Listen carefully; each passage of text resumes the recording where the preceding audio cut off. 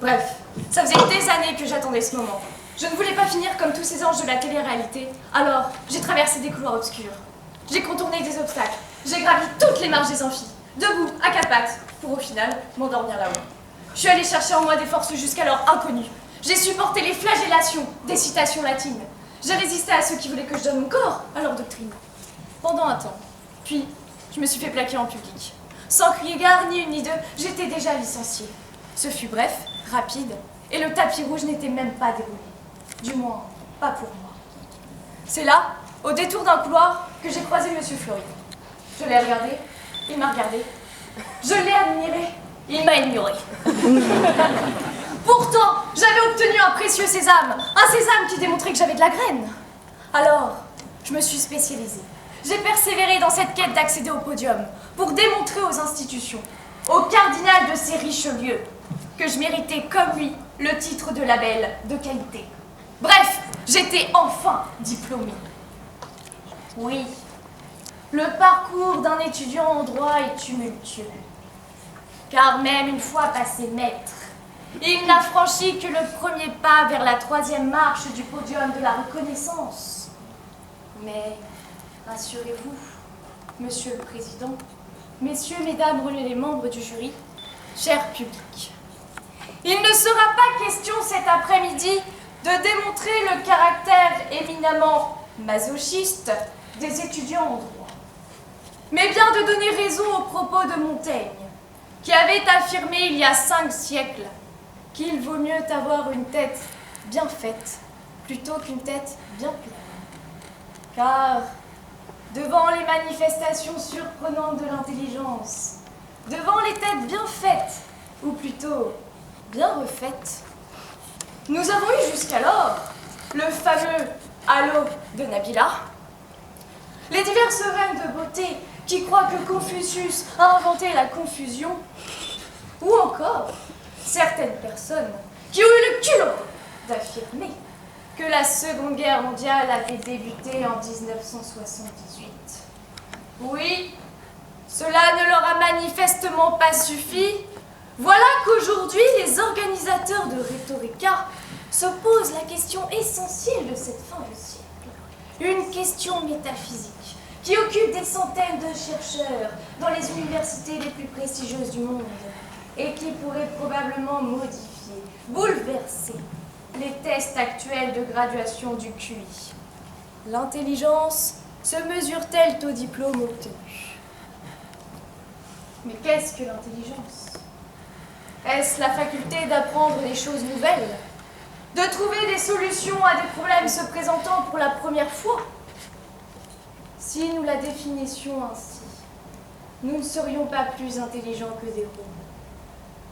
L'intelligence est donc la faculté de mesurer les choses, de comprendre les faits, de découvrir ces relations entre elles et d'aboutir à la connaissance conceptuelle et rationnelle dans un seul but: acquérir la science, se voir reconnaître nos capacités dans un domaine de prédilection. Dans cette optique, le diplôme apparaît ainsi comme le reflet de l'intelligence dans la maîtrise de la matière étudiée. Pour autant, cette quête vers le Saint Graal est semée d'épreuves, toutes plus ardues les unes que les autres. C'est une discipline, une méthode, une rigueur qui entraîne et muscle notre entendement, là où l'on sème les graines dans les sillons de notre matière. Ainsi, à l'instar de Racine qui apprenait par cœur, qui répétait et imitait Euripide, à l'instar de Sénèque, qui recommandait toujours la lecture renouvelée d'un livre, Haydn, qui répétait indéfiniment des sonates de Bach, Michel-Ange, qui était toujours occupé à refaire le même torse. Les étudiants travaillent inlassablement le faire, le comment faire et le pourquoi faire, pour perfectionner leur esprit. Mais quelle satisfaction! Une fois votre diplôme en poche, votre intelligence, vos compétences sont reconnues tant par ces institutions que par vos proches. Qui n'a en effet jamais été réquisitionné par un proche en détresse pour lui apporter de précieux conseils? Qui ne s'est jamais pavané de savoir répondre à question pour un champion ou qui veut gagner des millions. Effectivement, ces bouts de papier, lourds de l'encre des titres durement gagnés, marquent les étapes de nos constructions mentales, modelées par la main des savoirs précieusement emmagasinés. Leur délivrance ne sanctionne pas le savoir, mais la compétence. Car apprendre par cœur le code civil n'a jamais fait de nous de grands juristes. En réalité, la vertu de notre intelligence est moins de savoir que de faire. Dans l'acte de parole, l'homme ne transmet pas son savoir. Il poétise, il traduit et confie les autres à faire de même. C'est pourquoi, si l'exercice de l'écriture est un préalable au transfert de la connaissance, il faut que l'élève parle de l'art qu'il veut apprendre, et qu'ensuite, il use de toutes les informations acquises pour pouvoir accéder au plus haut sommet, que seuls les plus courageux alpinistes du savoir, les plus brillants, attendent. Tout le monde ne peut y arriver, parce qu'il faut démontrer diplôme à la main que l'on est suffisamment intelligent pour accéder à tel concours, à telle profession. Nous sommes nus, sans épée, sans cavalerie, sans fantassin, mais pour autant nous ne sommes pas des ennemis. Car gardez toujours cela à l'esprit, Monsieur le Président. Rien n'aide autant que l'intelligence pour réussir dans ses desseins. Bref, si la fin justifie les moyens, le seul moyen justifiant la fin restera la preuve de notre intelligence. Merci. Chers membres du jury, cher public, chère contradictrice, déçue d'avoir perdu lors de ma précédente joute, je me sentais diminuée, réduite et restreinte en termes de capacité intellectuelle. Je me suis alors penchée sur la question de l'intelligence. Qu'est-ce que l'intelligence? Emprunté du latin intelligentsia, faculté de percevoir, compréhension, dérivé d'intelligere, discerner, saisir, comprendre, du préfixe inter, entre, et du verbe léguer, cueillir, choisir, dire. Étymologiquement, on comprend que l'intelligence consiste à faire un choix, une sélection, par le biais de notre propre appréhension et de notre propre compréhension. De là naît une simple distinction entre intelligence et savoir. Certaines personnes sont très intelligentes, mais ont un savoir réduit en termes de culture. A contrario, certaines personnes ont un savoir assez étendu, mais ne peuvent l'utiliser à bon escient, faute de souplesse d'esprit et d'intelligence. L'intelligence est de pouvoir apporter, aux côtés de son savoir attesté par des diplômes, sa propre appréhension et le recul nécessaire à son appréciation. L'intelligence est un don, le savoir une acquisition. Ainsi, réduire l'intelligence à la simple mesure des diplômes, c'est refuser de prendre en compte les multiples formes d'intelligence auxquelles les diplômes ne renvoient pas nécessairement. Les diplômes renvoient principalement aux intelligences telles que l'intelligence verbale, linguistique, logico-mathématique, kinesthésique, musicale et de la vie stratégique. Mais que faisons-nous des deux autres formes d'intelligence, telles que l'intelligence des autres et celle de la conscience de soi? Les formes d'intelligence, d'autre part, ne se manifestent pas forcément toutes lorsque nous le souhaitons. J'étais pour ma part la plus grande des cancres en maths, mais aujourd'hui, lorsqu'il s'agit de calculer mon budget shopping, il n'y a plus aucun souci. C'est ce que j'appellerais alors dans une dernière catégorie, l'intelligence de la vie. L'intelligence qui fera que si on voit une personne agoniser à terre, on décidera de réagir au lieu de fermer les yeux pour ne pas perdre de temps. L'intelligence qui fera qu'on décidera de ne pas prendre l'ascenseur lorsque l'on sera au 14e étage et que l'immeuble se prendra feu. L'intelligence qui fera qu'une personne perdue dans la forêt ira tout droit sans jamais changer de direction, car elle sait que l'inverse est le meilleur moyen de ne jamais se retrouver. L'intelligence, enfin, qui fera que cette personne ne dégustera pas de façon hasardeuse des champignons trouvés dans les bois, car ces derniers peuvent être soit délicieux, soit tendrement mortels. Il est donc impossible d'affirmer de manière restrictive que l'intelligence se mesure au diplôme obtenu. J'aimerais alors que l'on se penche sur l'idée de mesure. Prenons l'exemple de mes diplômes de brevet et des baccalauréats général.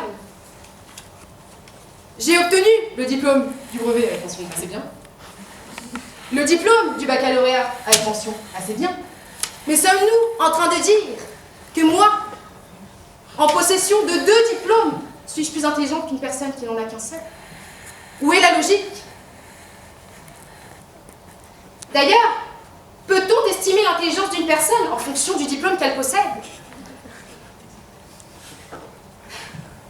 J'aimerais rebondir sur l'idée populaire de distinction entre les bacs L, ES, S, l'idée de suprématie du bac S sur les autres bacs. Pourquoi posons-nous cette idée de suprématie alors que ces différents diplômes ciblent différentes formes d'intelligence? Le bac S cible principalement l'intelligence logico-mathématique, le bac ES, celui de la vie stratégique, et le bac L, celle verbale et linguistique. On ne peut donc pas dire qu'un bachelier est plus intelligent qu'un autre en se référant simplement à ses diplômes S, L ou ES, mais à la rigueur, à son relevé de notes, car il est plus apte à prouver de sa régularité ou de son irrégularité. Mais atteste-t-il vraiment de son intelligence? Non. Certaines circonstances sont à prendre en compte, car certaines circonstances ne mettent pas tous les étudiants sur le même pied d'égalité. Je prendrai l'exemple des États-Unis, de l'Angleterre, où tout le monde n'a pas nécessairement les moyens de payer ses études. Une personne qui n'a pas eu la chance de bénéficier du privilège de faire ses études pour des raisons économiques n'en est pas pour autant dépourvue d'intelligence. Les jeunes parents ayant dû choisir entre poursuivre leurs études et formations ou tout abandonner pour s'occuper de leurs enfants ne sont pas pour autant plus bêtes que les autres. Parfois, le cadre social et économique peut être à même de menacer l'avenir d'une personne. Mais nous parlons de son avenir, pas de son intelligence. Que fait-on des personnes en train de travailler pour obtenir ces diplômes? Sommes-nous en train de dire qu'ils sont dépourvus d'intelligence tant qu'ils ne les ont pas eus en leur possession? Serait-ce une manière d'affirmer que nous, étudiants en droit, qui travaillons tous de manière acharnée 4 heures chaque soir, comme l'avait conseillé Madame Le Labourier lors de la pré-rentrée en L1, sommes emprisonnés dans un état statique tant que nous n'avons pas eu notre diplôme? Non! Je ne me plairai pas de telles aberrations. C'est en forgeant que l'on devient forgeron. C'est en allant au-delà des objectifs fixés que nous évoluons. C'est en les dépassant qu'intellectuellement, nous grandissons. Ces 6 obtenus en droit administratif, en droit civil, pour cause d'aucun élément de commentaire. Ces notes désastreuses qui nous ont plongés dans un état profond d'incompréhension sont finalement ceux qui nous mettent à l'épreuve pour mieux remonter la pente. Car c'est justement dans ces moments-là que notre intelligence se manifeste, car elle est mise à l'épreuve. Certaines personnes ont des diplômes de justesse par de simples calculs, en essayant de compenser. D'autres trichent ou bachotent et obtiennent leur diplôme. Mais j'aimerais citer un proverbe akhénaze qui disait « C'est grâce à son intelligence que l'intelligent comprend pourquoi l'imbécile réussit. » L'idée populaire est de relier l'intelligence à la mémoire, de penser que plus une personne retient des éléments, plus elle est intelligente. Là encore, je vous dirais que non. Ironiquement, ne serait-ce pas les personnes qui ont une mauvaise mémoire, qui ont eu l'intelligence d'utiliser des penses bêtes, d'utiliser des fiches pour réviser? Préparant moi-même mes fiches de vocabulaire ou mon annuel de préparation auto-IC, diplôme de langue à QCM, je me suis demandé si finalement ce test ne relevait pas plus de la chance plutôt que de l'intelligence. David Cohen réagissait d'ailleurs par rapport au test de QI en se disant « Les tests d'intelligence mesurent-ils vraiment l'intelligence ou bien l'aptitude à passer ces derniers ?» Nous comprenons donc que, confrontée au hasard, à la chance ou à la malchance, une personne bien qu'intelligente peut se retrouver dépourvue face à un sujet qu'elle ne maîtrise pas. Et une personne dont la faculté de retenir est établie, peut très bien réussir. Mais cela ne montre pas son intelligence, cela montre sa faculté à retenir. De plus, une personne peut très bien avoir 4 de moyenne dans son cursus scolaire et exceller dans le domaine du sport, de la musique, de l'art, sans pour autant obtenir un diplôme pour cela, car elle ne rentre pas nécessairement dans le cadre scolaire de la société. Einstein était intelligent, mais n'a pas eu le bac. Et il a d'ailleurs échoué à son premier examen d'entrée à l'école polytechnique. Pour ces raisons, enfant, il refusait d'étudier la biologie, car pour lui, il s'agissait d'une science finie, qui n'avait plus rien à offrir. Comme beaucoup de surdoués, l'insertion dans un cadre scolaire est difficile, car tout doit avoir un sens, une logique à leurs yeux. En effet, si pour certains l'intelligence est innée et est un don, pour d'autres, il s'agit d'une malédiction. Je penserai d'ailleurs aux peintres, à tous ces artistes qui sombrent et tombent dans l'ivresse, dans la drogue, dans la dépression, car ils donnent toute leur vie à leur œuvre, mais qui n'ont pas de diplôme pour attester de cette intelligence, de ce génie qu'ils retranscrivent. Ils ne parviennent pas à dompter leur intelligence sauvage, pour rentrer dans les cadres de la société. Encore une fois, il est impossible d'affirmer que l'intelligence se mesure qu'au diplôme obtenu. Car finalement, juger l'intelligence d'une personne à ses diplômes revient à juger un magasin à sa vitrine, un cupcake à son glaçage, un livre à sa couverture, un moine à son habit, un cadeau à son emballage, un avocat à son épitoge. Le savoir est une arme et l'intelligence, des munitions. Sans munitions, l'arme ne saurait permettre de tirer. Sans arme, les munitions n'auraient aucune utilité.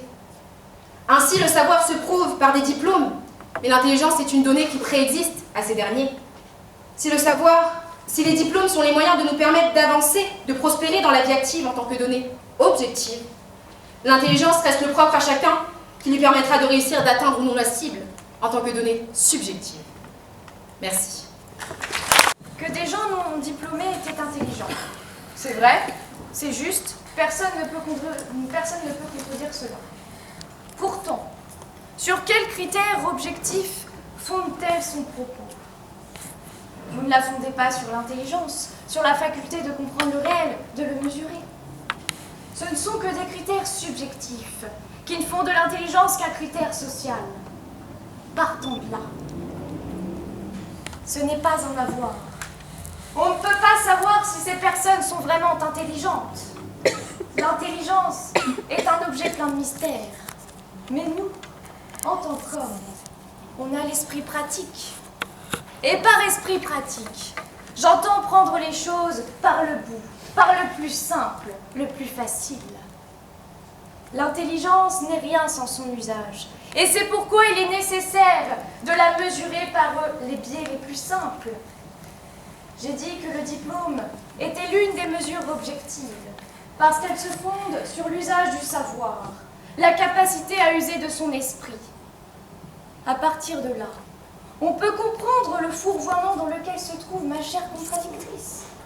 Elle n'aborde les choses que dans leur superficialité. Elle a tellement parlé, des enfants surdoués. Il y a toujours des exceptions qui confirment la règle. Mais si nous pouvons qualifier un enfant de surdoué, c'est que nous avons mesuré son intelligence. Or, tout système de mesure n'est pas parfait. Un enfant surdoué peut très habilement empocher un nombre considérable de diplômes. Regardez ces enfants qui passent le bac à 14 ans ou qui commencent leurs études supérieures. Peut-être parlaient-elles des enfants autistes, mais ils souffrent d'un handicap lourd, parfois sans lien avec l'intelligence. Il y a plusieurs mesures dans l'autisme, mais le seul problème à cette question est seulement que ce sont les structures sociales qui ne permettent pas de faire usage de leur intelligence.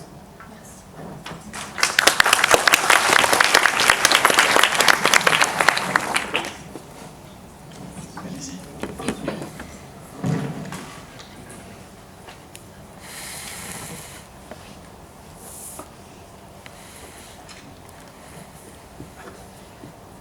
j'aimerais préciser que vous l'avez fait au moins 113 fois.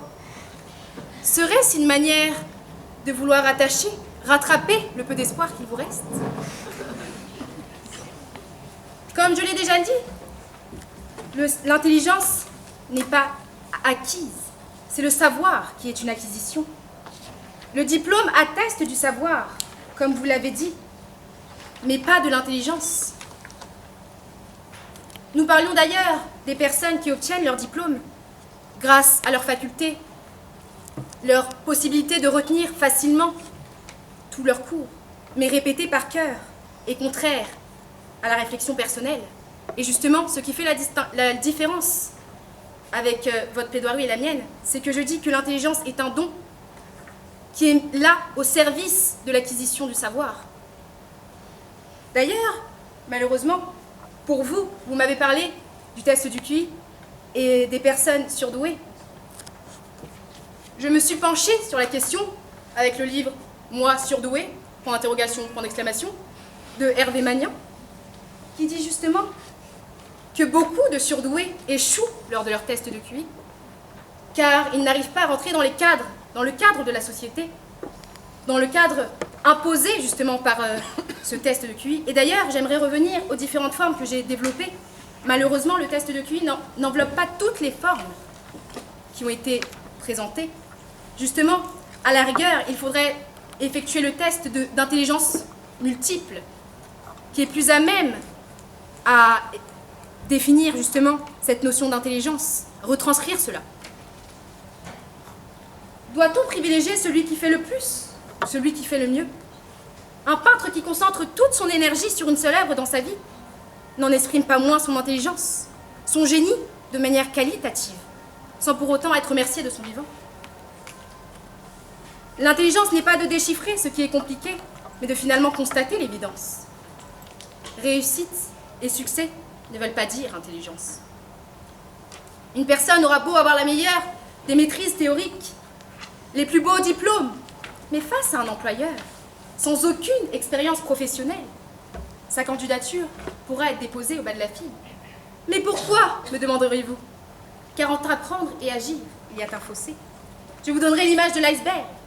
Le diplôme n'en est que la surface, ce qui permet de causer ou non le naufrage des autres concurrents et de se distinguer les uns des autres, et ce que l'on apporte soi-même.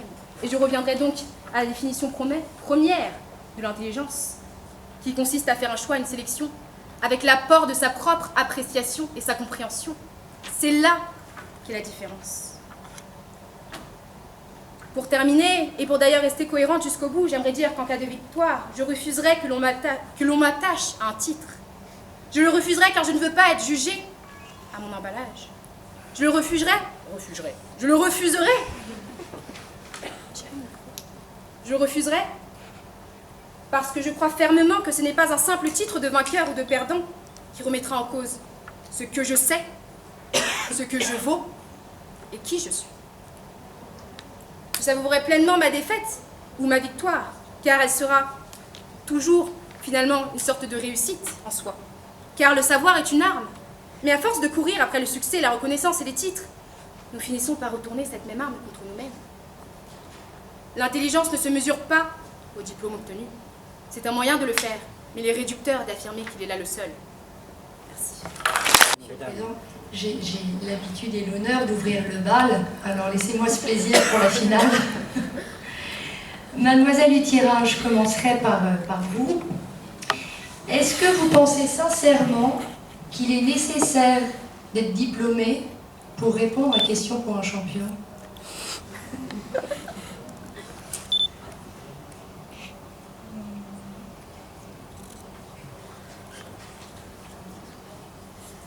Bien non, puisque regardez dans Qui veut gagner des millions, Jean-Pierre Foucault n'a pas fait d'études et à quel fondement est-ce que je fonde mon propos? Eh bien, à chaque fois qu'il veut répondre à l'une de ces questions, il a besoin d'appeler un ami. J'ai cru comprendre à travers cette observation que vous confondiez peut-être intelligence et instruction.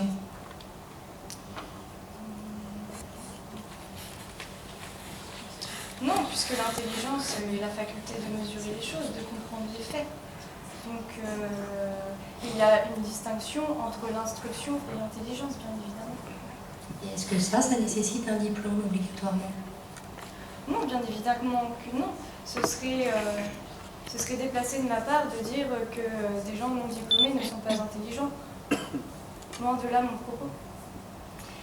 Justement, j'allais y venir. Est-ce que vous ne trouvez pas que la société d'aujourd'hui exige de plus en plus de diplômes? Est-ce qu'on ne peut pas dire qu'elle en devient orgueilleuse et qu'elle passe à côté de l'essentiel, justement?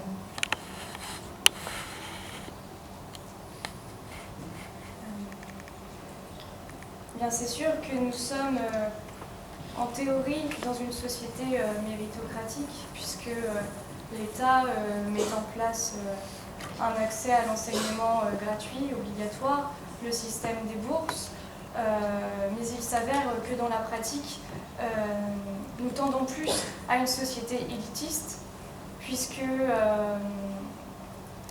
par notamment la création de l'ENA ou alors encore de l'école polytechnique.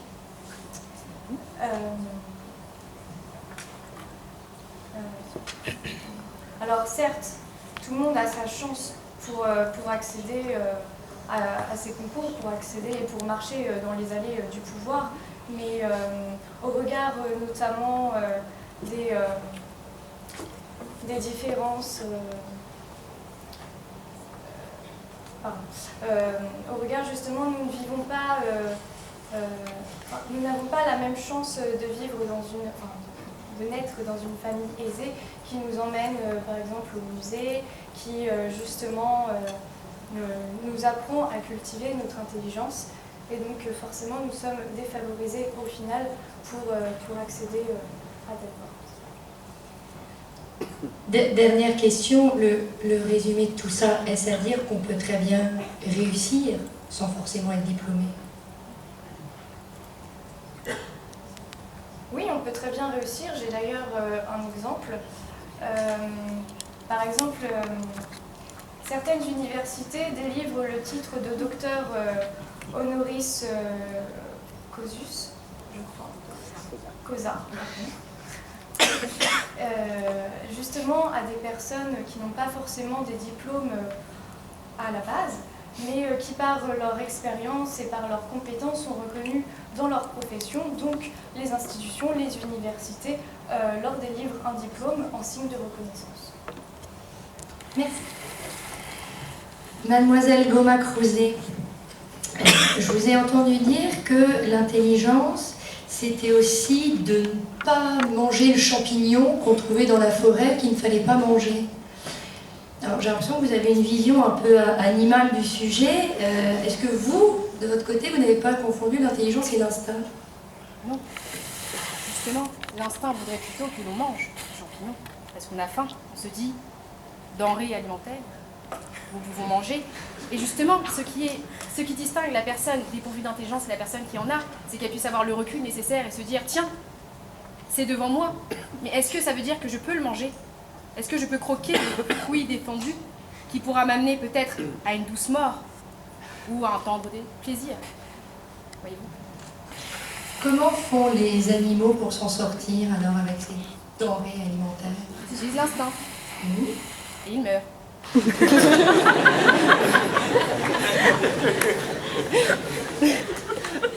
Heureusement pas.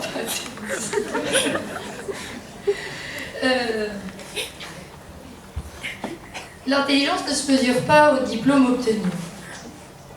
Les diplômes ne sont donc pas indispensables pour réussir. C'est ma vision des choses.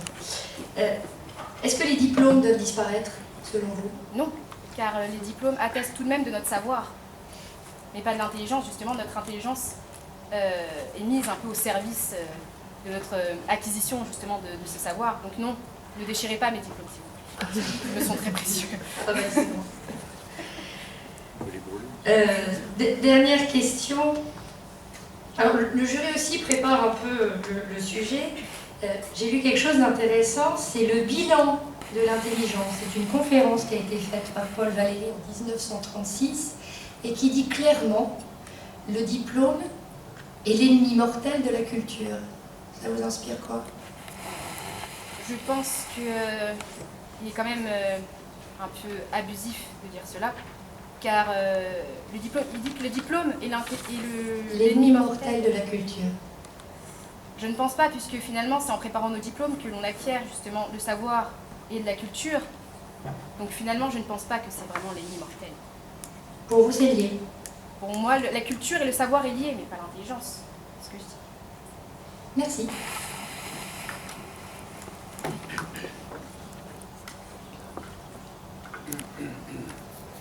Bon, je dois vous faire un aveu, j'ai eu très peur en venant ici et j'ai eu très peur en vous écoutant parce que je me suis dit, est-ce que vraiment je suis suffisamment intelligent pour être membre du jury?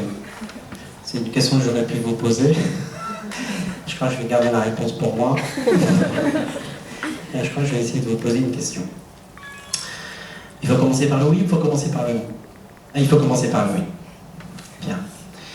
Alors, on va commencer par le oui. Donc, mademoiselle Lutira, vous avez... Oui, vous avez défendu donc le oui. Merci, monsieur le professeur. C'est toujours de bons enseignements de venir à la fac. Je suis vraiment ravi de tout ça. Vous avez défendu le oui donc à la question qui était posée, et pourtant, me semble-t-il, vous avez à un moment évoqué la mesure de l'intelligence et la relativité du diplôme. Est-ce que vous pensez que c'est pas contradictoire de répondre oui à la question et en même temps de soutenir qu'il y aurait une certaine forme de relativité dans l'attribution des diplômes en fonction de la mesure que l'on voudrait donner à l'intelligence? Je n'ai pas dit que l'intelligence, enfin qu'il y avait une relativité dans le diplôme. Force est cependant de constater que chaque institution, chaque département dans une matière définit ce qu'elle entend par intelligence. D'accord, mais à ce moment-là, c'est plutôt l'intelligence par rapport aux acquis, c'est la sanction des acquis plus que la sanction de l'intelligence en elle-même au travers du diplôme que vous soutenez en fait.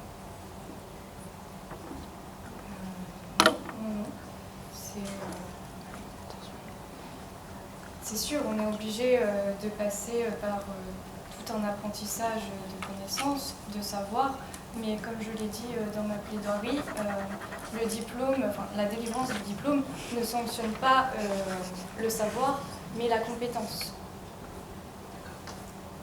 Est-ce que vous pensez que les gens malins sont des gens intelligents? Eh bien, la ruse est une certaine forme d'intelligence. Et est-ce que vous pensez qu'il y a beaucoup d'escrocs diplômés?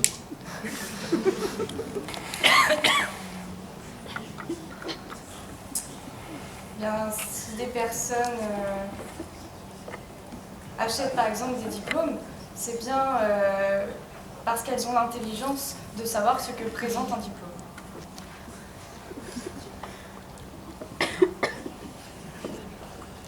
Je vais poser quelques petites questions à Madame Pournenon. Madame Pournenon, vous aviez la partie un petit peu facile.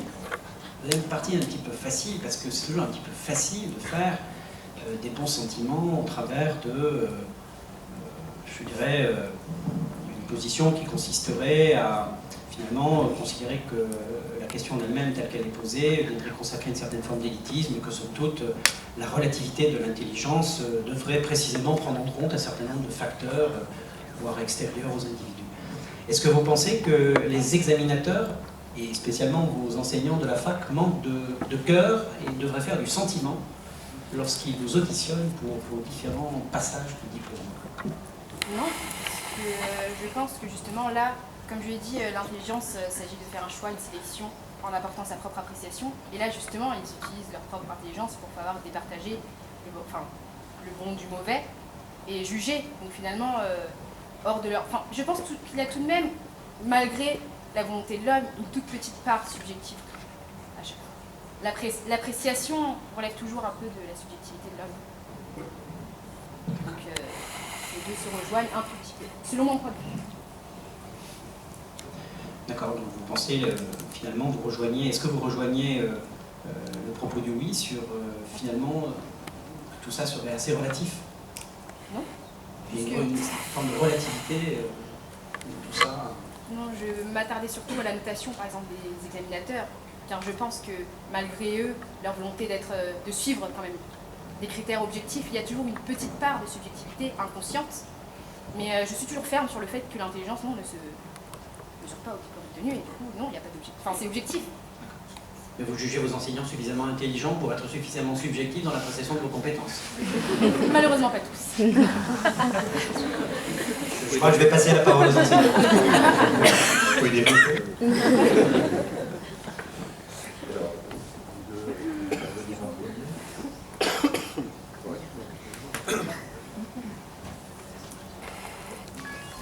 Bien, mais certains collègues du jury ont eu l'intelligence de me piquer mes questions. Je me trouve un peu à court, mais j'ai quand même deux, trois petites questions pour vous. Vous avez dit tout à l'heure que l'enfant surdoué était intelligent. Je ne déforme pas vos propos. Si l'enfant surdoué est intelligent, comment vous évaluez cette intelligence? Puisque vous considérez qu'elle ne s'évalue que par rapport au diplôme. J'ai dit que le diplôme était l'une des mesures pour mesurer l'intelligence, mais à côté de cela, il y a tout un panel, notamment le test du QI. D'accord. Alors supposons maintenant que vous ne soyez plus candidate au concours Rhétorica, mais DRH. Vous voulez embaucher une personne intelligente, on est d'accord. Vous avez le choix entre deux candidats. Qu'est-ce qui va vous permettre de les départager? Est-ce que ce sont leurs diplômes, synonyme d'intelligence chez vous, ou est-ce que c'est autre chose? Par un test de QI, je suppose. On n'a pas de test de QI, mais il est certain que je me fonderai sur leur diplôme, mais également sur toute leur personnalité. Seulement? Leur diplôme, leur personnalité, leur art oratoire. J'ai posé ma question peut-être plus précisément. Est-ce que le fait d'avoir obtenu le diplôme signifie qu'on a la compétence qui va avec le diplôme et donc l'intelligence? Est-ce que vous allez vous arrêter à l'apparence? Bien, vous savez, quand on embauche une personne, il y a toujours un préavis. Donc, si on s'est trompé dans notre choix, on peut toujours dire au revoir et puis embaucher une personne bien meilleure qu'elle. D'accord. Je n'ai pas d'autres questions pour vous, je vous remercie. Alors, mademoiselle, vous avez dit tout à l'heure, l'intelligence n'est pas acquise. Est-ce que sans déformer votre affirmation, on peut dire que l'intelligence peut aussi se perdre? Je pense que l'intelligence, justement, doit être au service justement du savoir. Mais le problème, c'est que, par exemple, pour certaines personnes qui n'ont pas les chances, en raison de leur cadre social ou économique, de pouvoir entretenir cette intelligence et la permettre pas d'évoluer, mais d'être enrichie justement par tout le savoir nécessaire qui aurait pu être apporté par des études, elle peut non pas s'éteindre, mais ne pas éclore tout simplement, et ne pas être mise à l'épreuve, donc manifester. Mais pourtant, tout à l'heure, vous aviez dit que l'intelligence ne pouvait pas s'acquérir. Là, vous êtes en train de m'expliquer que... Non, l'intelligence est la base. C'est la base. C'est la base, l'intelligence. Chaque personne a une forme d'intelligence propre à elle-même. Maintenant, le savoir... Mais est-ce que cette intelligence, est-ce que c'est cette forme d'intelligence qui peut se perdre, justement? Est-ce que ça se Non. perd? Tout ce que l'on peut risquer de faire, c'est ne pas l'entretenir et ne pas la permettre d'éclore. D'accord. Vous avez dit aussi tout à l'heure, l'intelligence, c'est par exemple décider d'agir si une personne est à terre, parce qu'elle se ferait agresser. Est-ce que ça pourrait être ce contexte-là? Non, une personne en train d'agoniser à terre, crise cardiaque par exemple, et ne pas réagir, se dire, bon, j'ai autre chose à faire, c'est pas avoir l'intelligence de l'autre, justement. Ça renvoie. D'accord. Et est-ce que dans ce cas-là, on ne confond pas intelligence, courage, intelligence, pitié d'autrui? Plusieurs formes d'intelligence. Plusieurs formes d'intelligence. Et puis, dernière question, vous avez beaucoup parlé d'ailleurs toutes les deux d'évaluation de l'intelligence. Est-ce que l'intelligence peut se quantifier? Parce que l'intitulé de votre sujet, c'était l'intelligence peut-elle se mesurer? Et mesurer, ça veut dire quantifier quelque chose, déterminer l'importance d'une chose. Est-ce qu'on peut parler vraiment de quantité d'intelligence et d'importance d'intelligence? Est-ce qu'il y a des critères pour ça? J'ai posé justement, mais c'était dans mon contre-plaidoirie, quand j'ai parlé des peintres qui vouent toute leur vie, leur génie à une seule œuvre, et finalement leur intelligence se manifeste de manière qualitative. plutôt. Car, je ne sais pas, par exemple, un artiste, sans vouloir citer Zaz, va faire plusieurs œuvres musicales, mais est-ce parce qu'elle fait plusieurs œuvres musicales qu'elle montre plusieurs fois son intelligence? Je ne pense pas. D'accord, je vous remercie. C'est qui se ça?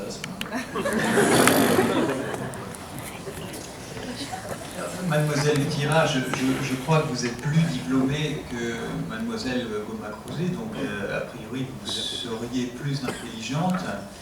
Et je vais vous poser une question. Votre contradictrice a utilisé cette formule sur un même pied d'égalité. Et puisque vous avez dit vouloir prendre les choses par le bout, eh bien, qu'est-ce que vous en pensez de cette formule sur un même pied d'égalité?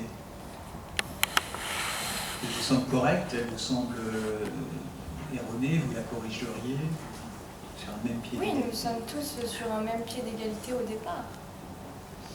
C'est avec le temps qu'il y a des différences qui s'instaurent. Mais après, je n'ai pas la prétention de dire que oui, d'accord, je suis en Master 2, mais ce n'est pas parce qu'elle est en première année que je suis plus intelligente qu'elle. Non, bien. Deuxième année, excusez-moi.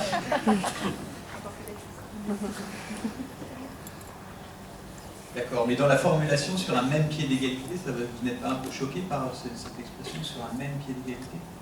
On ne dit pas plutôt sur un pied d'égalité? Oui.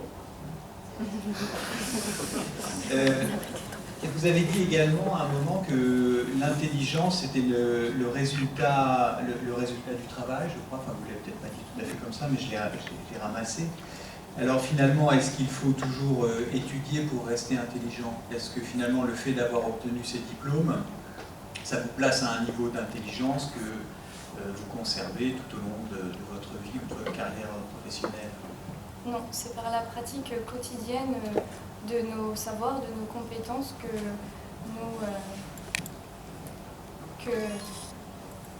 nous avons notre intelligence.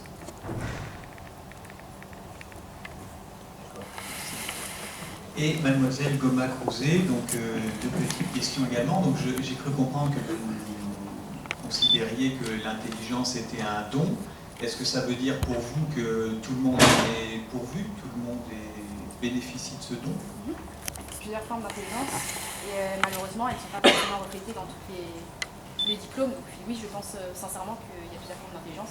Mais dans l'idée de don, il n'y a pas, pour vous, peut-être que j'exagère ou j'extrapole, mais il n'y a pas un peu l'idée de, comment dire, d'un nombre limité de personnes qui détiendraient la qualité en question? Oui, je vois ce que vous voulez dire, mais selon moi, un don, par exemple, pour moi, la vie est un don, tout simplement. La vie est un don, nous sommes tous en vie, sauf erreur de ma part, et du coup, je le vois plutôt comme ça, en fait. D'accord. Et puis, vous avez dit également, à un moment, enfin, vous avez évoqué la triche. Et vous pensez que tricher, c'est intelligent? Justement, non. Je dis que certaines personnes arrivent par des calculs, par des stratégies, à avoir leur diplôme, tricher, bachoter, etc. Et ils ont leur diplôme, mais est-ce que ça prouve leur intelligence? Non. Ça prouve leur faculté, en tout cas, à réussir à avoir leur diplôme. Est-ce qu'il n'est pas une forme d'intelligence? Non, pour moi, ce n'est pas une forme d'intelligence. Oui, c'est une forme d'intelligence, si vous Une voulez. capacité Mais ce n'est pas... d'adaptation à des circonstances ou à un contexte difficile. Cette forme d'intelligence... Celui d'examen.